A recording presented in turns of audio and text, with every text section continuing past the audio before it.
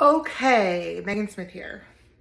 I'm really excited to talk about wills today. Actually, not even wills, just creating a legacy. So you don't need to be rich to create a legacy. You don't.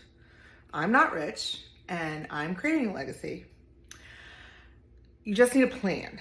So you always might hear the term generational wealth and think of, those really rich people, blue bloods. I think it's not blue bloods, maybe. I don't know. I know that's a show about cops, but there's a term that you use when you come from money. So maybe it's not blue bloods. Whatever. Anyways, when you come from generational wealth, fed with a silver spoon, that might be another term. It's not just about money. It's about assets and opportunity and knowledge that you're passing down to future generations. So what does this look like? This could be real estate. It could be investments. It could be life insurance. It is very affordable to get $1 million to a $2 million life insurance policy for your family. And you know what? When you pass away, that creates generational wealth. It can also be businesses.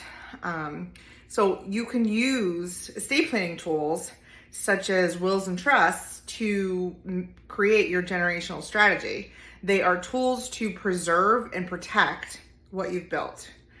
And without a plan, your assets could be tied up in probate. And then if you're looking at estate taxes, depending on what state you're in, or even lost to disputes. So estate planning makes sure that your wealth doesn't disappear and that it multiplies. And you don't need millions to plan. A home, savings, retirement accounts, life insurance, that is all wealth. It's not just how much money you have in the bank. So planning appropriately ensures that those assets are going to reach the people that you love efficiently. And without a plan, the court is going to decide who gets what. Family fights can erupt. Legal fees can eat away at your estate. And your kids might receive lump sums with no guidance or guardrails.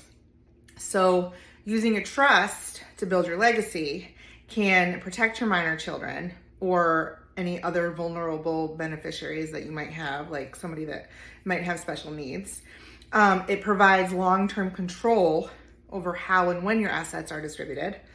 And it could be useful for divorce proofing, creditor protection. It's never a good idea to add a child to a bank account or your house because that becomes one of their assets.